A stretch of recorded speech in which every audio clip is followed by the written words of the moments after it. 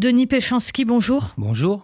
Vous êtes historien et vous présidez le Conseil scientifique et d'orientation de la mission Libération. Vous avez donc préparé les commémorations du 6 juin 1944, mais aussi celle de ce 25 août 1945. La libération de Paris pendant la Seconde Guerre mondiale a eu lieu justement du 19 au 25 août 1944 et marque la fin de la bataille de Paris. Elle met un terme à 4 années d'occupation dans la capitale. Ce dimanche, c'est le point d'orgue de ces commémorations avec la parade militaire officielle et ça tombe aussi au moment de l'arrivée de la flamme paralympique. Comment est-ce qu'on fait face à ce double événement, à cette double injonction, les commémorations de la libération de Paris, l'arrivée de la flamme paralympique, sans que l'un empiète sur l'autre? Comment on s'organise? Quand on voit ce qui s'est passé avec les Jeux Olympiques proprement dit, c'est à la fois une coïncidence mémorielle et une convergence mémorielle, puisque d'une certaine façon, les valeurs de l'olympisme se retrouvent dans les valeurs des libérateurs. Alors, qu'est-ce qui va se passer justement cet après-midi, au moment où la flamme paralympique arrive et qu'en même temps, c'est les commémorations? Comment ça va s'organiser? Eh bien, vous le verrez, mais il y a effectivement là une convergence entre les villes compagnons de la Libération et cette flamme. Lorsqu'on a les images de la Libération en tête, la Libération de Paris, on a la danse, les drapeaux bleu, blanc, rouge, parce qu'il faut le souligner, pendant l'occupation, les drapeaux français étaient interdits. Mais la Libération, c'est aussi un événement grave. C'est aussi cet événement qui marque le début du retour des prisonniers de guerre, aussi des déportés qui sont attendus. Certains reviendront, d'autres pas. Comment avez-vous choisi de donner une vision de ce qui est souvent invisibilisé, ces côtés plus graves de la libération au cours de ces commémorations? Je dirais que les commémorations de la libération, c'est d'abord les commémorations d'une insurrection. Et d'une insurrection qui a fait effectivement des morts dans la ville de Paris, que ce soit les habitants. On a, je crois, entre 600 et 700 barricades qui ont été érigées suite à l'appel à l'insurrection lancé par le patron des FFI de l'époque, dans la région parisienne, le colonel Rol-Tanguy, bien connu, un dirigeant communiste de la résistance. Et on a des morts, on a des combats, il faut libérer les lieux, les sites, il faut neutraliser les Allemands qui en avaient fait quand même leur capitale, donc ça n'est pas rien. Il faut que les troupes de la 2e DB de Leclerc et de la 4e DI, division d'infanterie américaine, puissent rentrer dans Paris et puissent obtenir finalement la capitulation de von Choltitz et des troupes américaines. Des troupes allemandes, pardon. Et donc là, c'est d'abord le moment des combats, le moment de la joie de la libération, ça sera la descente des Champs-Élysées par De Gaulle, une fois le lieu libéré. Et encore, puisque quand il arrivera à Notre-Dame pour un Tédéum, il va y avoir des coups de feu. D'ailleurs, il sera le seul à rester debout face aux coups de feu.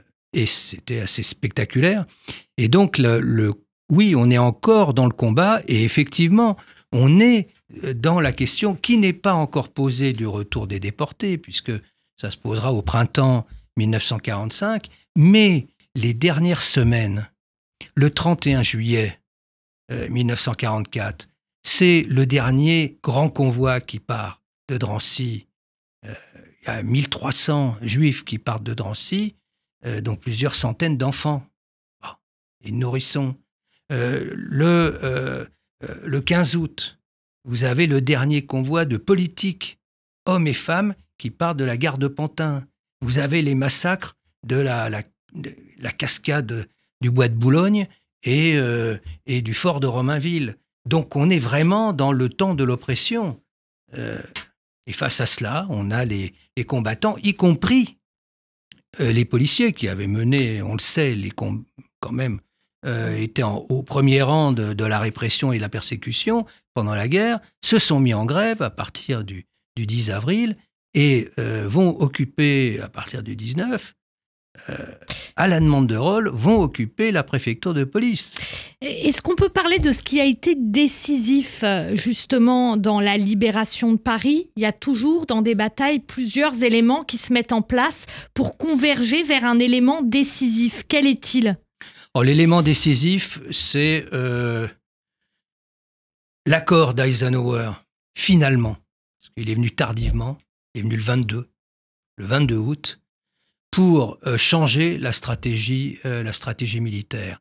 Il y avait une très forte pression, évidemment, de la résistance intérieure avec Roll, de la résistance extérieure avec la 2e DB, avec De Gaulle, pour aller sur Paris, symbolique de la prise de Paris étant décisif, alors que Eisenhower et les militaires américains raisonnaient en termes strictement d'efficacité militaire, voulaient contourner Paris par l'Est et aller plus directement évidemment neutraliser les troupes allemandes avant qu'elles qu'elles se replient sur l'Allemagne et avant sur les Ardennes.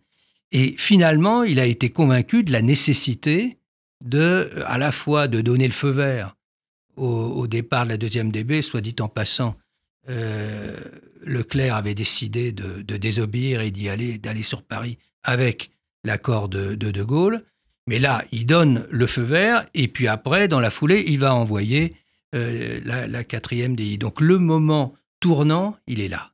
Quand s'articule finalement l'insurrection, résistance intérieure, les hommes de Gaulle, qui d'ailleurs étaient déjà présents, donc de la résistance extérieure, pour la construction d'une nouvelle légitimité au sein de Paris, et puis les Alliés.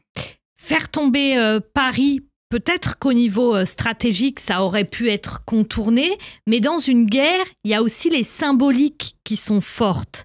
Le fait que Paris soit libéré, qu'est-ce que ça produit par la suite au niveau stratégique et au niveau de ce qui est envoyé à l'Allemagne nazie? Mais vous pointez ce qui est évidemment essentiel dans la libération de Paris.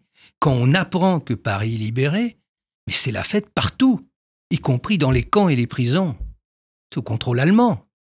C'est de s'imaginer qu'on ait pu libérer Paris, en plus que ce soit le peuple parisien qui soit en première ligne dans ces combats-là, ça a un effet symbolique extrêmement fort.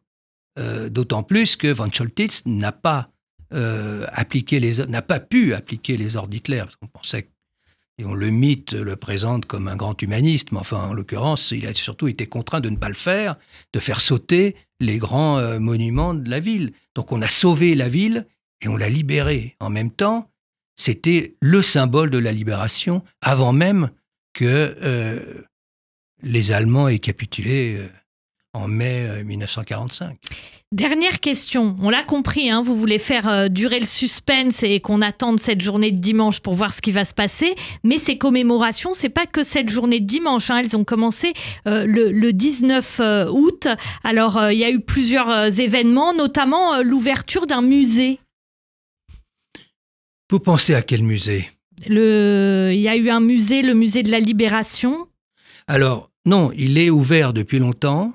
Enfin, depuis quelques années. Avant, il était à la gare de Montparnasse, qui était le PC de Leclerc, et c'était le musée de la Libération de Leclerc et Jean Moulin. Et il s'est transféré place d'Enfer Rochereau, là où nous allons nous retrouver pour commémorer l'anniversaire de cette libération, dirigée par une historienne remarquable, Sylvie Zeidman.